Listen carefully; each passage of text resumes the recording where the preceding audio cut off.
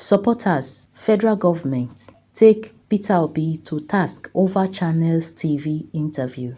Welcome to Nigeria Wave TV. If you are new to our channel, please support us by subscribing and do watch our videos. And don't forget to like and share. Now, the appearance of the Nigeria Democratic Congress presidential candidate, Mr. Peter Obi, on Channels Television Sunday Politics has continued to dominate political discourse across the country, with the interview drawing sharp reactions not only from political opponents and the federal government, but also from some of Obi's supporters and sympathizers. What was expected to be another opportunity for the former Anambra State governor to articulate his vision for the 2027 general election has instead ignited a debate over the depth of his policy proposals, a recurring theme in his public engagement, and the need for greater specificity on how he intends to address Nigeria's multifaceted challenges. During the interview with Seun Okinbaloye, Obi discussed his 2027 presidential ambition, his membership of the opposition coalition under the Nigeria Democratic Congress, the state of the nation's economy, insecurity, governance, and performance of President Bola Ahmed Tinubu's administration. The former governor reiterated his commitment to building a united Nigeria, insisting that his political philosophy has always been rooted in inclusiveness rather than sectional interest. Responding to concerns over national cohesion, Obi rejected suggestions that he is a divisive politician, maintaining that his record in office demonstrates otherwise. He recalled that many of his closest associates, while serving as governor of Anambra State, came from northern Nigeria. He also cited his administration's sponsorship of Muslim pilgrims from Anambra State and investments in educational institutions in northern Nigeria, including Amajiri schools and a nursing school in Bauchi, as evidence of his commitment to national integration. According to Obi, Nigeria's diversity should be viewed as a strength rather than a source of division, stressing that competent leadership remains the country's greatest need. Throughout the interview, Obi repeatedly argued that discussions about personalities should give way to conversations about the country's mounting socio-economic problems. He maintained that poverty, unemployment, insecurity, inflation, declining educational standards, and a struggling healthcare system deserve greater attention than political rivalries. The presidential hopeful was equally unsparing in his assessment of President Bola Tinubu's administration, insisting that the federal government has failed to inspire confidence among Nigerians. He challenged President Tinubu to engage Nigerians directly instead of communicating primarily through presidential aides and spokespersons. Obi also dismissed the administration's flagship Renewed Hope agenda, describing it as renewed hopelessness and insisting that ordinary Nigerians are yet to experience tangible improvements in their standard of living despite the government's economic reforms. On governance, he argued that Nigeria requires energetic, visionary, and responsive leadership capable of confronting the country's worsening economic and security crisis.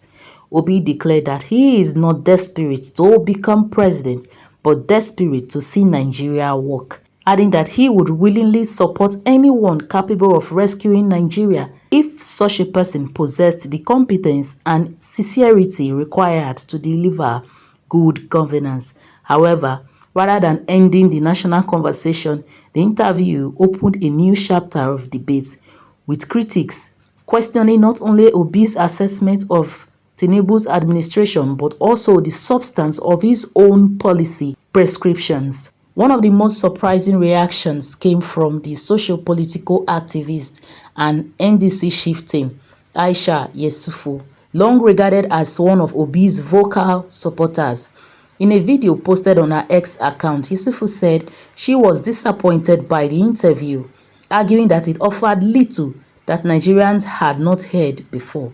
According to her, Obi's media appearances usually generate excitement because many expect him to introduce fresh perspectives on governance and national development. She, however, lamented that the latest interview merely revisited familiar issues without presenting new ideas or responding to questions that had not previously been addressed. She said that she absolutely feel irritated by the whole thing. Yesufu also stated that usually when Peter Obi grants an interview, there's excitement about what he is going to say, but this time it was the same conversation all over again and that there was nothing he said that had not been discussed before. She disclosed that she had hoped to identify one or two significant takeaways from the interview for public discussion but found none that stood out as new or groundbreaking. Nevertheless, she argued that Obi continues to receive disproportionate public scrutiny compared to President Tinubu. She questioned why the opposition candidate is constantly required to defend his ideas before television audiences, while according to her, the president is not subjected to such questioning regarding his administration's performance.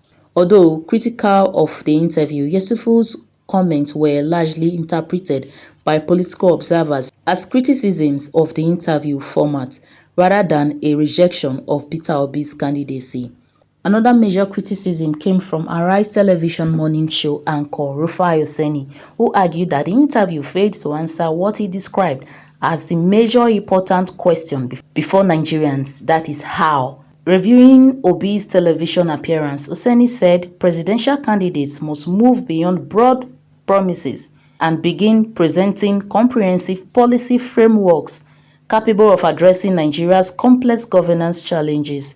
According to him, elections should not be won on emotional appeal or political popularity, but on practical ideas that citizens can interrogate and evaluate. Oseni remarked that the country can't be run on vibes. He argued that only a few months before the 2027 presidential elections, Nigerians should already have access to detailed manifestos and implementation strategies from those seeking the nation's highest office.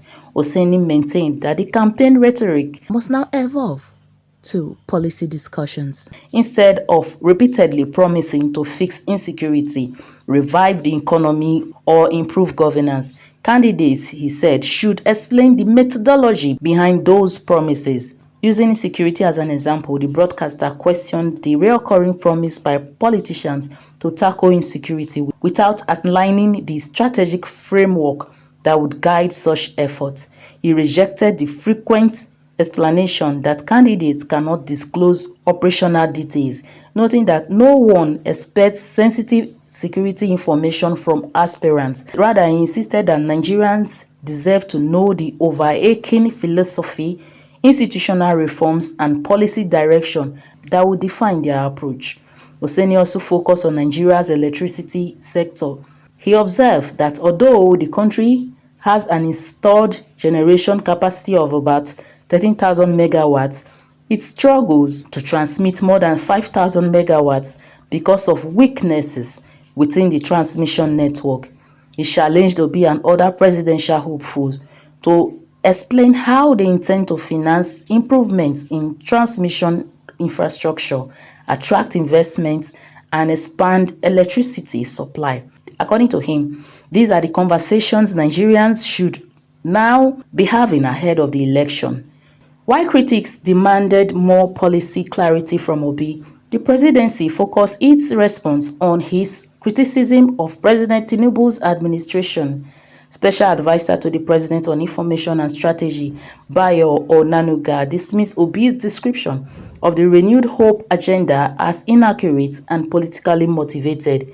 Onanuga argued that the achievements of the Tinubu administration are visible across Nigeria. According to him, Obi's assessment fails to reflect realities on ground. He explained that members of the president's communication team have continued to travel across the country to independently assess government projects and programs while engaging directly with citizens. According to him, the tours provide opportunities to evaluate the impact of government policies and communicate citizens' feedback to the presidency. Onanuga further argued that The Tinubu administration has initiated several reforms aimed at stabilizing the economy and improving social welfare.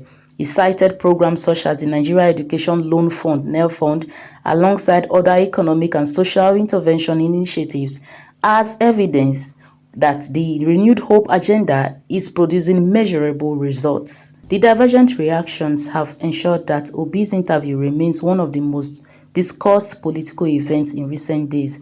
While supporters praised his continued emphasis on accountability, transparency, and economic reforms, others argued that the 2027 campaign has entered a stage where voters expect more comprehensive policy documents rather than broad campaign themes. The debate reflects a growing demand among Nigerians for issue-based campaign centered on measurable plans, implementation strategies, and realistic solutions to the country's economic and social challenges. As political activities gather momentum ahead of the 2027 general election, presidential candidates are expected to come under increasing scrutiny regarding not only the promises they make but also the practical pathways through which those promises can be achieved. For Peter Obi, the Channels television interview may have reinforced his criticisms of the current administration, but it has also intensified calls from supporters, media commentators, and political opponents alike for greater policy specificity as Nigerians continue to evaluate those seeking to lead the country. Please share your thoughts on this story and don't forget to like and share. Thank you.